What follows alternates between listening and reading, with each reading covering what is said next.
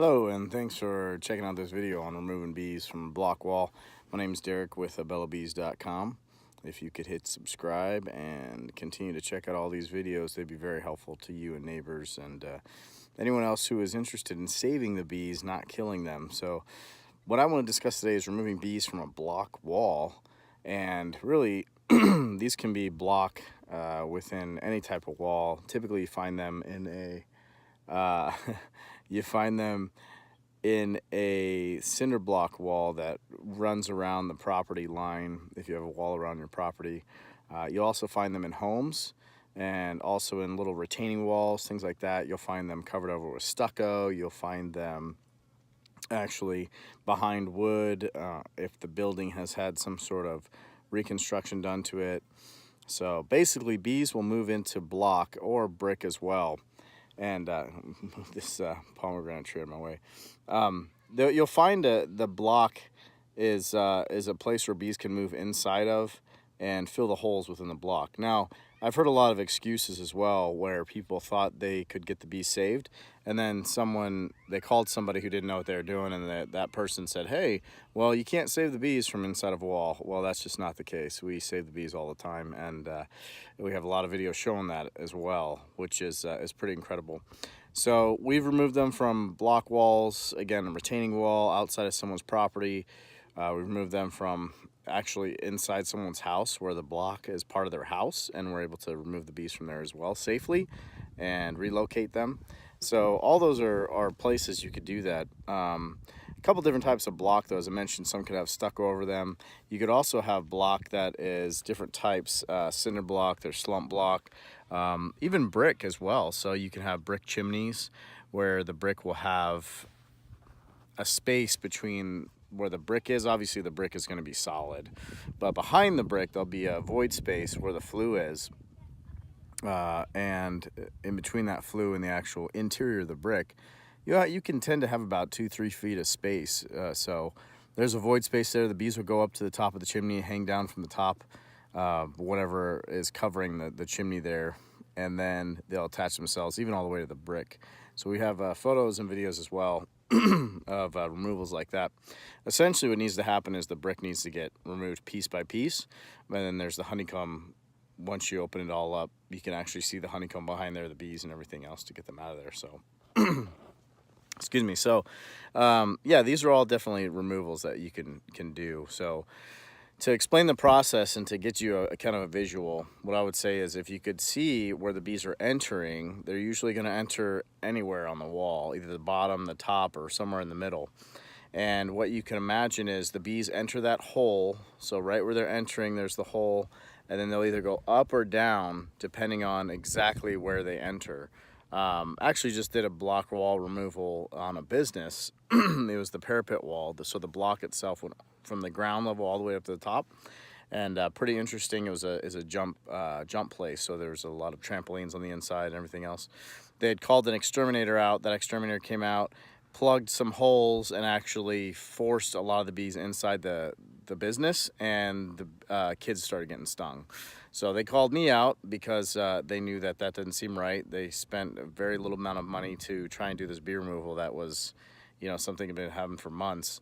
And we come out and did it right. We obviously opened up where the bees were, opened up the block and exposed it. They were actually only in between one block. So if you looked at a cinder block and there's holes that go down the middle of the cinder block, they're actually in between that one particular hole that went straight down. So it was a good, I would say it was a good 6-7 foot long of honeycomb. It was pretty long, maybe a little bit longer.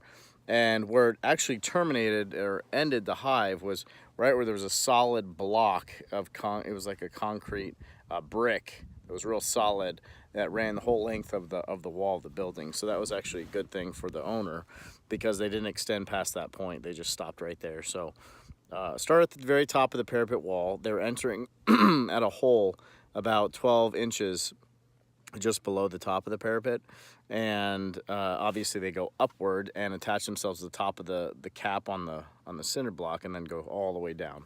So that's where they were, and we were able to get them out of there and relocate them, save them.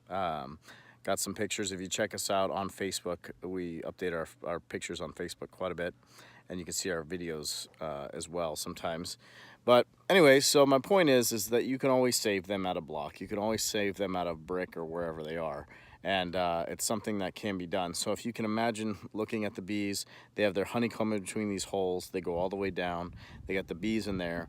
So what needs to happen is part of that block, again, block has the holes in the middle, you can actually just break open one side of the block. There's different ways to do it. You can cut it, you can break it. Typically it's something that needs to be broken. Cutting through thick cinder block can be kind of time consuming and not necessarily the best for the bees or the beekeeper. So what happens is one side is exposed. On this particular removal, it was the side of the block that was facing the roof. So you can't actually even see where that was removed from because all the openings were on facing the roof part. So you can only see the opening from the roof. So that being said, we were able to get all the honeycomb, the bees, and everything else and relocate them from that side. Now there's another job I'd like to discuss, which was a brick chimney. So again, sometimes they'll go into houses. I just did an inspection where there was a house that had brick, and it was right near the AC unit, and the AC unit goes into the brick of the home, and then the bees were actually coming inside the home. They were getting inside. They were going in between the walls there, so that tube from the AC unit goes into the brick, into the house, and then it actually went. It gave them enough space to get into the walls, and they started coming out the tub. There's a little hole around the actual spigot of the tub where the bees were coming in the bathroom, and then there was a shared wall that shared their office space. The bees were flooding into their office space right behind where the outlet was because the outlet was broken. So they're in that wall, they're looking for light, they're kind of going out wherever they can. That was a case where they actually weren't living in the house, so I was able to take care of that without having any more bees come in the house. They were actually trying to get in, and they weren't yet moved in. So that was a pretty simple fix. Which if you have something like that, definitely give us a call because we can take care of that for you the right way, not other ways where they've actually on that same home they had some guys that had tried to do some different things that just didn't fly and obviously didn't work. So back to the brick chimney though I was talking about. It's the same type of thing. Again, as I described earlier, the brick has a void space between the brick and the actual flue where the smoke kind of comes out of the chimney. We were able to actually break through. At this point, we were able to save all the brick. So just so you know, we weren't busting the brick open. We were actually cutting through the little mortar area that holds the brick together. We were able to cut through all those, pull it out brick by brick, and expose the hive.